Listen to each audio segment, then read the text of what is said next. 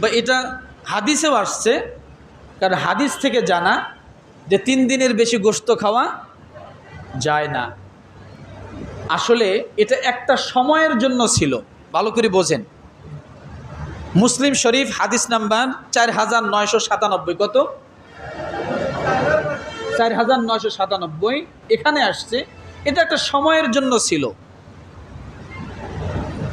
কিছু বেদুন সাহাবী গরিব, তারা কোরবানির আগে মদিনায় চলে আসছিলেন। রসুল তাদের সমাগম দেখে ওই সময় মদিনাবাসীদেরকে রসুল বললেন, এবারের মাংস, এবারের গোশত তোমরা 3 দিনের বেশি রাখিও না। কেন?